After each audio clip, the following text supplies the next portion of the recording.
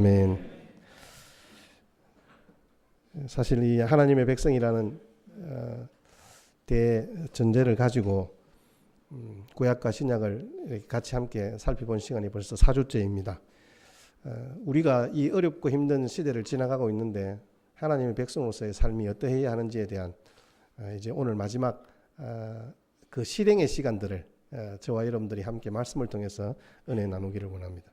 바울의 대부분의 그 편지들은 16권의 편지가 있잖아요. 그 편지들은 대부분 한 개인이나 아니면 어떤 교회나 어떤 한 지역에 국한되는데, 오늘 이 베드로 서신은 보니까 이 로마에 있는 5개 지역을 이렇게 다 이렇게 언급을 해요. 베드로전서 1장 1절 2절 한번 띄워 주실래요? 우리 같이 한번 보십시다. 베드로전서 1장 2절 말씀에 보면 예수 그리스도의 사도 베드로는 본도, 갈라디아, 갑바도기아, 아시아와 비두니아에 흩어진 나그네, 그 다음에 곧 하나님 아버지의 미리하심을 따라 성령이 거룩하게 하심으로 순종함과 예수 그리스도의 핏부림을 얻기 위하여 택하심을 받은 자들에게 편지하노니 은혜와 평강이 너희에게 더욱 많을지어다. 이렇게 이제 편지를 보내면서 서두른 인사를 하는 거예요. 그런데 이 편지를 받는 대상이 누구냐라고 했을 때 우리 1절에 본도, 갈라디아, 갑바도기아, 비두니아 이렇게 5개 지역을 이야기를 하는 거예요.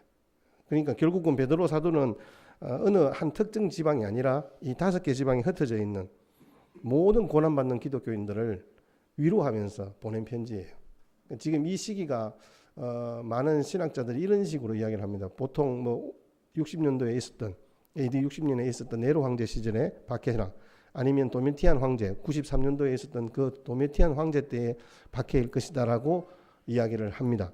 근데 아마 저작상으로 볼 때 베드로의 어떤 여러 가지 어떤 삶을 볼 때 90년대는 아닌 것 같아요. 90년대는 사도 요한만 살아있는 때이니까 아마 네로 황제 시기가 조금, 박해 시기가 조금 지난 시기. 그래서 성도들이 아무 이유 없이 고난받는 때였던 거예요. 지금 이때가 어느 때냐면 사람들이 예수 믿는 사람들을 좀 이게 뭘 할까요? 야만인, 미개인 정도가 아니라 정신질환자들의 집단으로 생각을 했던 거예요. 이 로마에 있는 많은 사람들이 예수 믿는 기독교인들을 볼 때 그렇게 보았던 거예요. 이런 고난의 때에 사도 베드로가 결국은 우리 함께 예수 그리스도를 믿는 하나님의 백성들은 어떻게 살아야 하는지에 대한 부분들을 구체적으로 우리에게 보여주고 있는 것이, 너희들이 지금 누구인가를 기억해라. 너희들은 하나님의 백성이다. 그것을 지금 우리에게 말씀해 주고 있는 거예요. 그러니까 우리를 하나님의 백성으로 삼으셨다는 사실 앞에서 우리가 아멘 되어져야 이 고난의 때, 이 어려움의 시기들을 넘어갈 수 있는 거예요. 그렇지 않으면 우리도 똑같이 그냥 이 자리에서 포기하고 쓰러질 수밖에 없는 거예요. 우리를 하나님의 백성이라고 주님이 말씀하십니다. 10절 말씀입니다. 다 같이 함께 고백하는 마음으로 합독하시겠습니다. 시작. 너희가 전에는 백성이 아니더니 이제는 하나님의 백성이요 전에는 긍휼을 얻지 못하였더니 이제는 긍휼을 얻은 자니라. 아멘. 우리가 그리도 버리지 못하고 자꾸 뒤돌아보는 우리의 모습은 하나님의 백성도 아니었고 전에는 긍휼을 받지도 못하고 살았다는 말씀이죠. 제가 긍휼을 뭐라고 말씀드렸어요? 하나님이 우리를 불쌍히 여기신다, 그런 개념보다는 하나님께서 우리의 잘못과 허물들을 대신 책임져 주셨다, 제가 그렇게 말씀을 드렸잖아요. 그런 하나님의 긍휼을 입은 자예요. 우리는 세상의 동정을 받는 대상이 아니에요.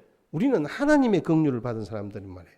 그러니까 멸시와 천대를 받으면서도 사실 우리는 여전히 부끄러운 삶을 이 땅에서 살아가고 있는 거예요. 하나님의 영광을 위해서 살아가지 못하고.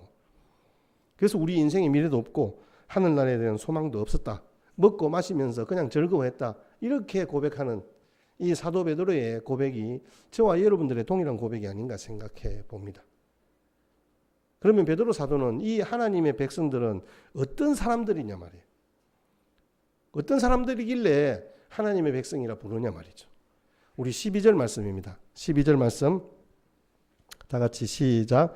너희가 이방인 중에서 행실을 선하게 가져 너희를 악행한다고 비방하는 자들로 하여금 너희 선한 일을 하나님께 영광을 돌리게 하려 함이라. 아멘. 그리스도인들이 당하는 시련의 일면이 정확하게 드러나고 있잖아요. 그러면 하나님의 백성들은 이렇게 시련을 당하고 있는, 그래서 악한 자들이고 저 사람들은 문제 있는 사람들이고 정신적으로 뭔가 좀 잘못된 사람들이라고 비방을 받고 있는 거예요. 이 비방이라는 것은 근거가 없는데도 불구하고 악한 사람 취급하는 게 비방이에요. 이 비방을, 이 악을 선으로 이기는 거예요. 그래서 사도 베드로가 예수님께서 하신 말씀처럼 선으로 악을 이기라고 말씀하고 있는 거예요. 그리스도인들이 악행을 한다고 비방하고 있는 거예요. 이 당시에 예수 믿는 사람들은 사람을 죽여서 사람의 피를 마신다고 그렇게 소문이 났어요. 이유가 뭘까요? 예, 성찬식을 하니까 붉은 포도주를 같이 이렇게 모여서 막 나누는 거예요. 그러면서 이것은 내가 십자가에서 흘린 피다, 이렇게 앞에서 우리 사도들이나 다른 분들이 이야기를 하잖아요. 선포하잖아요. 예수님이 하신 대로. 그러니까 저건 사람의 피다 분명히, 이렇게 사람들이 비방을 하는 거예요. 그럼 아이를 잡아먹는다, 뭐 이런 이야기들을 하고, 뭐 근친상간을 한다, 자기들끼리만 그렇게 한다, 뭐 이런 이상한 논리들이, 이상한 이 소문들이 퍼지는 거예요. 현재 우리의 어떤 사람들이 비방하는 논리와 별반 다르지 않죠.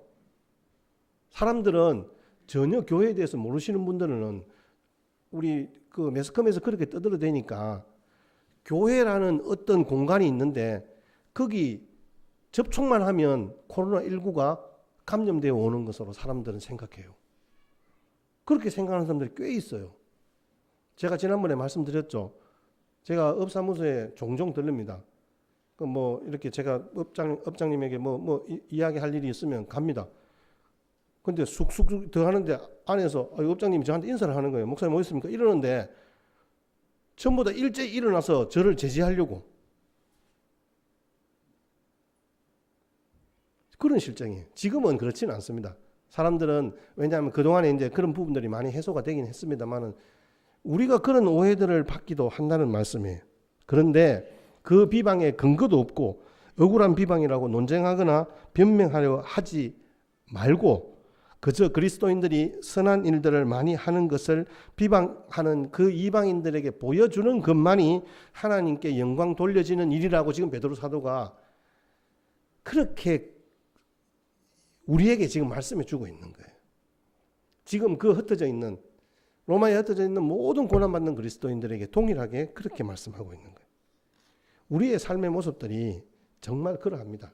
우리 기독교가 사실은 2000년 역사 가운데서 우리 한국만큼 그 유래를 찾아보기 힘들 정도로 놀라운 성장과 발전을 이룬 뒷면에 사실 우리 교회가 있었잖아요.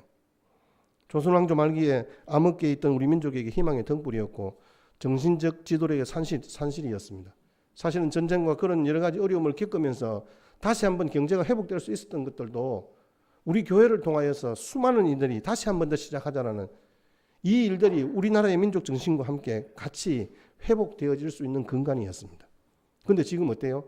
사회로부터 냉대를 받다 못해 인터넷상에서는 말 그대로 반기독교 세력으로부터 돌팔매를 맞고 있습니다. 돈 없는 비난을 듣고 있죠. 이 그리스도인들이 우리 교회가 잘못한 게 참 많아요. 요거는 물 먹을 일도 참 많이 했어요. 근데 교회가 아무리 잘해도 세상으로부터 미움을 받는 것은 우리가 잘했기 때문에, 아니 잘못했기 때문에 받는 게 아니에요. 잘해도 받게 되어 있어요.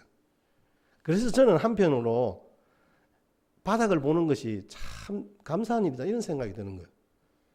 정말 이제는 뭐 더 이상 어떻게 까발리고 어떻게 뭐 이렇게 드러내고 비난할 거리가 지금 없는 거예요. 요한복음 15장 18절 19절 말씀을 우리 같이 한번 보십시다. 예수님께서 우리에게 하신 말씀이에요. 시작. 세상이 너희를 미워하면 너희보다 먼저 나를 미워한 줄을 알라. 너희가 세상에 속하였으면 세상이 자기의 것을 사랑할 것이나 너희는 세상에 속한 자가 아니요 도리어 내가 너희를 세상에서 택하였기 때문에 세상이 너희를 미워하느니라. 저는 이 말씀 보면 너무 위로가 되는 거예요. 세상이 악하면 악할수록 주님과 주님께 속한 사람들은 미움을 받게 되어 있습니다. 이걸 조금 더 현실적으로 적용하면 교회가 교회다워지면 그 교회는 세상으로부터 미움을 받을 수밖에 없는 거예요. 근데 그건 어찌 보면 한 일면이잖아요. 정말 이 땅을 변화시킬 수 있는 것은 하나님의 능력이 선한 행실을 통하여 오늘 베드로 사도의 말씀처럼 드러날 때 하나님께서 그 백성들을 주목하여 보시고 하나님 나라가 확장되어지는 은혜의 역사가 있게 될 것이다 라고 하는 것이 주님이 우리에게 주신 말씀이에요. 적대적인 이 사회인데 우리가 잘못하는 것이라도 있으면 얼마나 우리를 향해서 비방의 도를 높이고 있습니까? 어찌 보면 당신들은 하지도 않은 선행을 교회에서 자기들의 수준의 어떤 높이에 감당하지 못할 때 교회를 향해서 또 비난하잖아요. 그 적대적인 세력들을 상대로 변명하거나 억울함을 호소하거나 맞받아 싸워봤자 소용이 없다는 것을 이미 2000년 전에 이 사도 베드로는 성도들에게 이야기를 하고 있는 거예요. 우리가 더 고치고 힘써야 할 것이 무엇인가? 사실 우리는 좀 그런 부분들을 고민해야 할 필요가 있죠. 지금 이 시대에 우리가 그런 부분들을 함께 세상을 향하여 대하여 서고 그 세상이 우리에게 요구하는 것이 무엇인지를 생각해 보는 거예요. 마냥 그 사람들이 하는 것에 대해서 아니다. 이건 너희 잘못이다. 이렇게 대받아치고 지적한다고 해서 이 사회가 고쳐지고 우리에 대한 인식이 바뀌어지게 될까요? 그렇지 않습니다. 우리는 이 사회가 왜 우리를 호의적으로 대하고 긍정적으로 이해하지 못하는지 의문만 던지고 억울해하고 있을 것이 아니라 우리가 냉철하게 우리의 뒤를 돌아볼 필요가 있습니다. 오늘 사도 베드로는 선을 행함으로 이방인들이 하나님께 영광을 돌리게 한다 이렇게 말씀하고 있습니다. 12절 다시 한번 띄워주시겠습니까? 자, 12절을 자세히 보십시오. 너희가 이방인 중에서 행실을 전하게 가져. 이렇게. 여러분, 우리가 선한 행실을 가지는 것은 우리끼리 착한 일을 하는 게 아니에요. 이방인 중에서 선한 행실을 하라고 말씀하고 있어요. 우리가 사실은 우리의 어떤 형제들을 사고 형제들을 위해서 정말 목숨을 버릴 만큼 사랑할 마음이 준비되어 있어야 돼요. 그러나 동일하게 그렇게 하는 근거가 무엇이냐는 거죠. 이 땅 가운데 하나님의 복음을 알지 못하는 많은 사람들에게 주의 복음이 증거되어지는 통로로 교회가 서야 되는 거예요. 그러니까 대사회적인 면에서 우리 교회가 감당할 역할이 무엇인지를 언제나 고민해야 되는 거예요. 교회의 사역들을 논의할 때 우리가 어떻게 하면 행복할 것인가에 대한 부분도 참 중요하지만 그것을 넘어서서 우리 교회가 이 땅, 이 사회, 이 지역 사회에 어떤 역할을 해야 할 것인가를 좀 고민을 해봐야 하는 거죠. 오늘 두 가지입니다. 이 베드로 사도가 그렇게 이야기를 합니다. 하나님의 백성으로 살아가야 된다라고 이야기를 할 때 첫 번째가 선으로 악을 이기라는 거예요. 선으로 악을 이기는 백성이 하나님의 백성이라는 거예요. 그런데 그 선으로 악을 이기는 데 있어서 필요한 것이 무엇이냐는 거죠. 우리가 먼저 준비되어야 할 것이 무엇이냐. 육체의 정욕을 제어하라고 얘기합니다. 11절 말씀입니다. 11절. 가장 먼저 우리 교회가 지향해야 할 바가 무엇이냐. 영혼을 거슬러 싸우는 육체의 정욕을 제어하라고 말씀하고 있습니다. 여기서 말하는 육체의 정욕은 세상적이고 인간적인, 그러니까 말 그대로 비신앙적인 탐욕들을 이야기합니다. 물질욕, 권세욕, 명예욕, 이러한 것들이에요. 여러분, 세상에서 교회가 높임을 받기를 원하십니까? 여러분, 이건 어찌 보면 우리 근저에 깔려있는 명예욕이에요. 우리 교회는 항상 밑바닥이에요. 우리는 이 땅이 하나님의 백성으로 하나님 나라가 이루어지는 그 기초를 다지는 곳이 교회입니다. 전쟁이 일어날 때 이런 온갖 질병들이 난무하게 될 때 우리 교회가 먼저 그 일들을 감당해야 되는 거예요. 그것을 막아서서 이 땅 가운데 있는 생명들을 구원하고 그들을 위해 중보하며 기도하는 것. 이게 바로 교회가 해야 할 역할인 거예요. 우리 한국의 교회가 사회로부터 신뢰와 존경을 이루고 저와 여러분들은 본질적으로 우리의 소속과 우리의 주소지는 세상이 아니에요.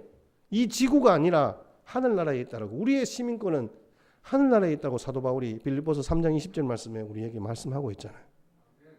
우리가 곰곰이 곱씹어 생각하고 마음이 깊이 새겨 두어야 하는 거예요. 나그네가 뭐예요? 나그네? 나그네는 그곳에 시민권을 갖지 않는 거예요.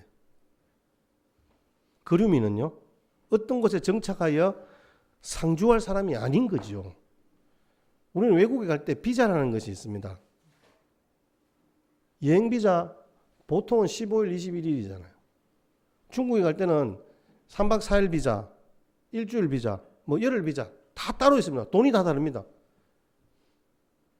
여행 비자 최고로 한 달밖에 기간이 길지 않습니다.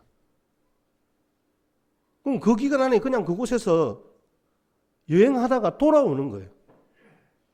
우리는 이 세상에서 하나님께서 70이나 80평생 동안 하나님께서 우리에게 부여하신 이 인생의 걸음들을 살게 하시다가 그냥 돌아오라 그렇게 말씀하시는 거예요.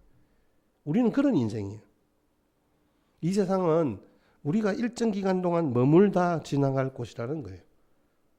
나그네로 여행하듯 지나갈 곳에서 물질력, 명예욕, 권력욕을 만족시키려고 혈안이 되어 있다면 사람들이 이상하다고 생각할 거 아니에요.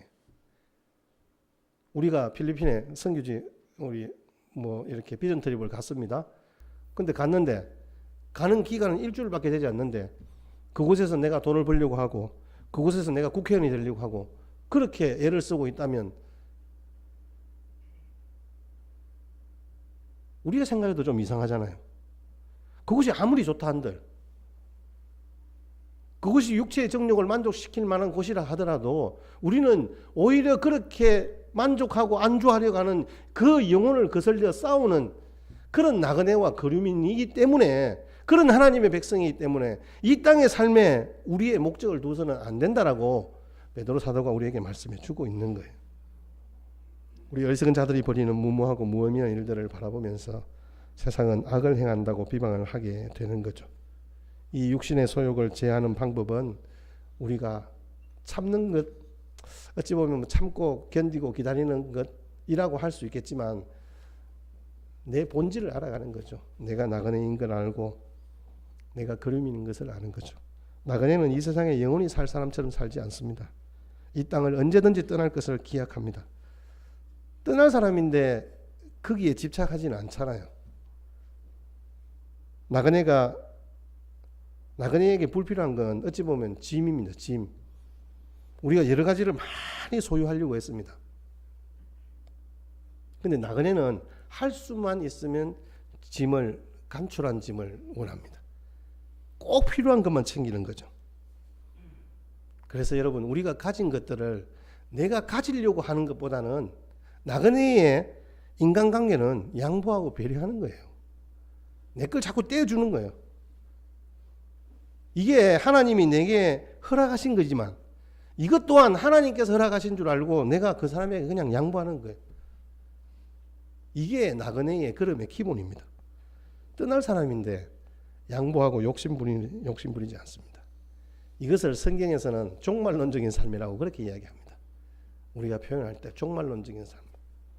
이제는 주님이 오시면 나는 다 내려놓고 그냥 가는 거잖아요. 그러니까 결국 우리가 세상의 잘못을 지적해야 할 그리스도인들이 오히려 세상으로부터 악을 행한다고 비방을 받았어야 되겠습니까? 그들이 비방할 때 우리에게는 아무것도 없다는 것을 손을 내어 보여주면 되는 거예요. 세상의 탐욕을 버리기 위해서 그리스도인으로서 영성을 회복해야 되는데 그 영성은 결국 종말론적인 삶을 살아가는 거죠. 하늘의 시민권을 둔 하나님의 백성이라는 자의식이 우리 가운데 필요한 시대가 되었습니다. 김병삼 목사님이 그 분당의 만나교회 김병삼 목사님이 하나님의 가슴을 뛰게 하는 이야기라는 책에 나온 일화인데요. 한 스승이 제자에게 훈련을 시키면서 하루는 공동묘지에 가가지고 그 공동묘지를 향해서 막 욕을 막 끓여붓고 오라는 거예요. 막 온갖 자기가 알고 있는 욕, 뭐부터 시작해서 온갖 욕을 다 끓여붓고 오라는 거예요. 갔어요. 한 30분 욕하고 나니까 욕할 게 없대요. 돌아왔습니다. 돌아오니까 그 스승이 제자 보고 다시 이야기했습니다. 그 공동묘지에 가서 이번에는 열심히 박수치고 온다. 그 무덤 하나하나에다가 다 박수치고 또 가서 또 박수치고. 스승이 물었어요. 돌아왔는데 죽은 자들이 좋아하더냐?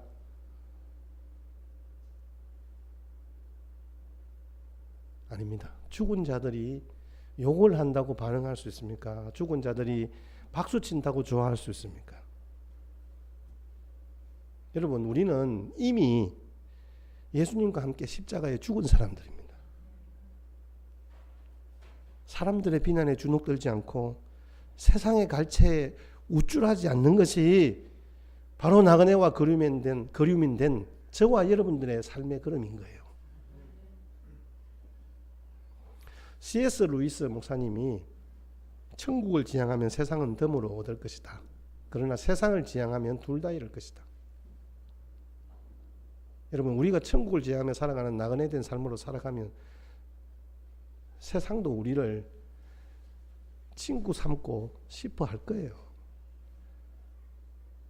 우리는 그들에게 손 내미는 것은 그들도 동일한 하나님의 백성으로 서기를 바라면서 손을 내미는 거잖아요. 그들과 함께 뭐 살겠다, 뭐 그들 때문에 내가 이익을 보겠다, 그런 게 아니잖아요, 여러분. 오늘 저는 이 말씀이 우리에게 주시는 메시지는 결국 우리 그리스도인의 삶이란 세상의 어떤 반응으로 드러나는 것이 아니라 끝까지 주님만을 신뢰함으로 천국을 지향하라는 말씀입니다. 앞에서도 살펴보았지만 이 베드로전서는 고난받는 그리스도인들을 위한 책입니다. 이 베드로 사도가 나그네와 거류맨된 삶, 영혼을 거슬러 싸우는 육체의 정욕을 제어하기 위해서 그들이 살아가야 할 방법을 구체적으로 베드로전서 1장 13절 말씀에 이렇게 이야기합니다. 그러므로 너희 마음이 허리를 동이고 근신하여 예수 그리스도께서 나타나실 때 너희에게 가져다 주실 은혜를 온전히 바랄지어다. 마음의 허리를 동이고, 마음의 허리를 동이고. 일반적으로 허리를 동인다, 이 말은 뭔가 준비할 때잖아요. 달리기 할 때. 달리기 할 때 이런 100m 달리기 하는 것 한번 보세요. 꼭 무슨 뭐 수영복 입은 것도 아니고 막 좀 보니까 좀 별로 좀 그래요. 왜 그렇게 해요? 바람에 시루라기 하나라도 이게 맞바람을 받으면 시간이 시간이 오기는 늘어날까 봐서 시간 단축을 위해서 정말 조각만한 팬티만 입고 뛰잖아요. 아무것도 안 하려고 하는 거예요. 아무것도 자기는 필요 없는 거예요. 오직 지금 달리기 하는 거기에만 집중하는 거죠. 우리가 어디 등산을 가거나 운동을 하러 갈 때도 바지 질질 끌리는 배바지 입고 그렇게 다니지는 않잖아요. 허리띠 매지 않은 상황에서 길을 떠난다면 자꾸 바지는 내려올 수밖에 없을 거예요. 집안에 있을 때는 상관이 없지만 적어도 먼 길을 떠나려는 순례자들, 나그네들에게는 간소함이 필수 조건인 셈입니다. 그래서 베드로 사도가 우리에게 권면합니다. 그러므로 여러분의 마음의 허리를 동이라. 마음의 허리를 동인다? 여기 한 가지 더 적극적인 의미가 있습니다. 그건 바로 주님의 재림의 날을 기다리라는 거예요. 앞달락에서 제가 종말론적인 삶을 살아라는 말씀과 동일한 맥락의 말씀입니다. 마음의 허리를 동인다? 주님의 재림의 날을 기다리라는 거예요. 우리는 주님이 오실 그날을 바라보면서 언제든지 준비되어 있는 삶을 살아가야 한다는 말씀이에요. 우리 그리스도인이 세상에서 하나님의 택하심을 입은 자요 영원한 세상에 대한 산소망을 가진 자잖아요. 우리는 그런 하나님의 백성들이에요. 이 세상 사람들은 하나님을 알지 못하고 이 세상의 삶이 전부인 것처럼 살아갈 때 우리는 하나님을 알 뿐만 아니라 영원한 천국에 대한 소망을 가지고 이 세상을 살아간다는 것이 얼마나 감격스럽고 감사한 일입니까? 우리에게 그런 믿음을 주신 하나님께서 우리로 그런 기쁨을 누리며 살아라고 우리에게 말씀해 주는데 우리는 여전히 세상 사람들과 똑같이 거기에 매여서 물질력, 명예욕, 권력에 매여서 그게 뭐 전부인 것처럼 그것 얻기 위해서 막 그렇게 달려가는, 우리는 그렇게 살아가는 사람들이 아니라 하나님의 백성의 방식대로 살아가야 하는 거예요. 그래서 우리는 선행으로 비방을 이기는 교회가 되었으면 좋겠습니다. 우리 같이 한번 받아하십시다. 선행으로 비방을 이기라. 선행으로 비방을 이기라. 여러분, 우리 예수 그리스도를 통한 구원의 역사, 오직 예수님만이 나를 구원하신다. 뭐 이건 우리가 기독교 신앙에서 금과 옥조잖아요. 이거는 뭐 다른 것, 뭐 여기에 다른 것들을 추구하거나 첨가하거나 할 수는 없어요. 그 신앙은 절대 타협할 수 없는 거예요. 그런데 오직 예수 그리스도라는 신앙을 고백하는 순간에 우리는 어찌 보면 독선적이고 배타적이고 폐쇄적이라는 비판에 직면할 수밖에 없는 거예요. 왜냐하면 그것밖에 없다니까. 세상은 그런 거 싫어하거든요. 세상은 이것도 좋고 저것도 좋다라고 이야기하는 사람을 제일 좋아합니다. 너도 좋고 나도 좋다는 사람을 제일 좋아합니다. 물론 안 그러신 분도 계시겠지만. 그런데 오직 예수 그리스도만이 구원의 길이라고 이야기하니까 당연히 교회를 향한 비판이, 그 비방이 그 속에서 들끓을 수밖에 없는 거예요. 약간의 과장과 거짓말을 처음에 시작했는데 나중에 그게 실제가 돼버린 거예요. 현실이 돼버린 거예요. 지금 상황이 그런 거예요, 여러분. 그렇기 때문에 그들이 뭐 잘못했다, 그거 잘못했기 때문에 요거 잘못했다, 저거 잘못했다, 우리가 캐내어봤자 그건 아무 의미가 없어요. 사람은 누구나 그럴 수 있어요. 사람은 누구나 비판할 수 있어요. 비방할 수 있단 말이에요.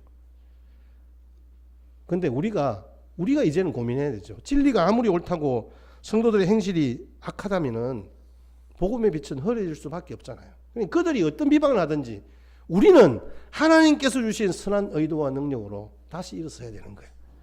우리 분회표 목사님의 고백처럼 말입니다.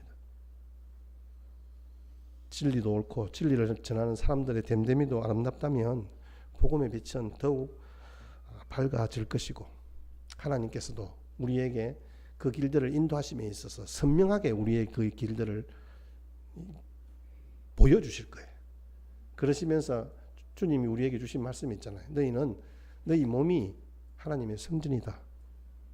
너희 몸이 하나님의 성전이다라고 우리에게 말씀하고 있잖아요. 하나님과 하나 된 우리는 하나님의 일을 하고 하나님의 영광을 나타내며 하나님을 닮아가는 거예요. 우리 12절 말씀 한번 보십시다. 12절 말씀. 종국에 이 모든 선한 행실을 통하여서 결국 주님이 오시는 그날에 하나님께 영광을 돌리는 그런 믿음의 사람으로 하나님의 백성으로 서게 하시기 위해서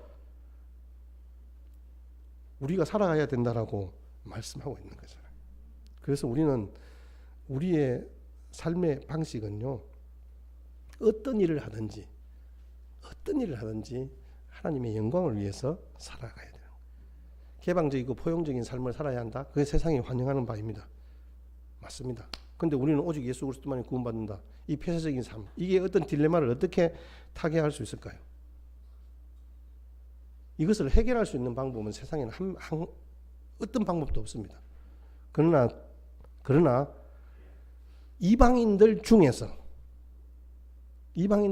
그들 스스로 저 사람들은 예수 믿는 사람들이다. 그래서 저 사람들이 폐쇄적이고 독선적이고 배타적이지만 저 사람들 때문에 이 나라 이 민족이 산다. 저 사람들은 꼭 있어야 되는 사람이다라고 그들의 입으로 말하는 때가 올 것이다라는 거예요. 아니, 저는 그것을 믿습니다.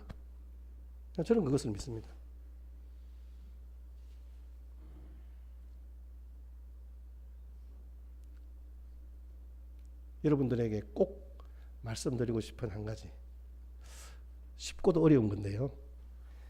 신명기 22장 1절 4절 조금 긴데 우리 같이 한번 보십시다. 제가 오늘의 제목을 여기에서 제가 가져왔습니다. 같이 읽겠습니다. 시작. 내 형제 소나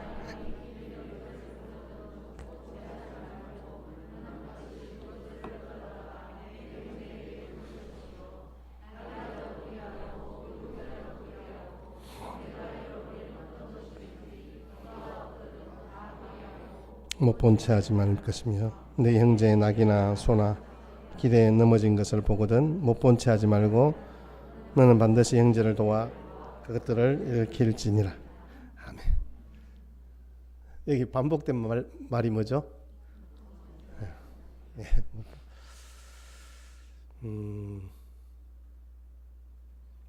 못 본 채 하지 마십시다. 사실 세상의 어두운 면을 보더라도 우리는 좀 못 본 채 합니다. 뭐 이유는 그렇죠. 내가 괜히 거기에 끼어서 복잡한 거 싫다. 내가 뭐 그렇게 도와준다고 해서 그게 변하나? 사실 틀린 말 아니에요. 맞는 말씀이에요. 내가 거기에 뭐 하나 내 손 못 댄다고 해서 세상이 변합니까? 내가 정의를 부르신다고 해서 그 문제가 궁극적으로 해결이 됩니까? 그렇지 않을 수 있습니다. 그러나 하나님이 우리에게 너는 그런 세상의 방식으로 살아가는 사람이 아니다는 거예요. 우리는 너를 내 백성 삼았다. 내 자녀 삼았다. 왕 같은 제사장으로 세웠다. 그래서 우리 어떤 상황에서도 못 본 채 하지 말고 즉시 도움의 손길을 뻗기 위해서 미리 준비하는 마음이 좀 있었으면 좋겠어요. 그 남아프리카 공화국에 투투 주교가 있는데요. 이분이 이제 노벨 평화상까지 받은 분이에요. 굉장한 분인데요. 흑인입니다. 이분이 그 만델라 대통령과 함께 그 인종차별과 자유와 또 인권을 위해서 굉장한 노력을 기울였고 그의 삶이 많은 사람들의 귀감이 되었어요.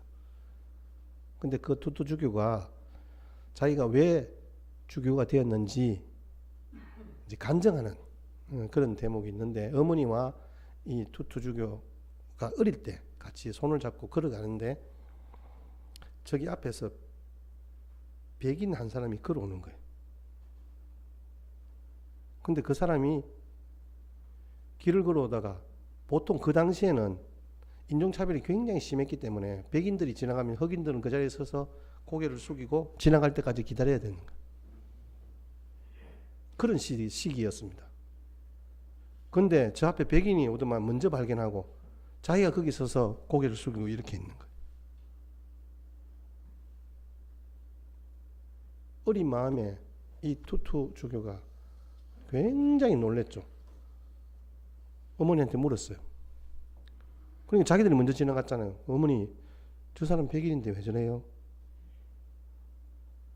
어머니가 한 말이 이 투투의 인생을 바꾸어 놓았어요. 얘야, 그건 저분이 성공의 주교이기 때문이란다. 저분은 성경에서 선을 행하는 것에 대해서 배웠기 때문에 그럴 필요가 없는 사람에게도 친절하고 공손하게 대하는 거란다.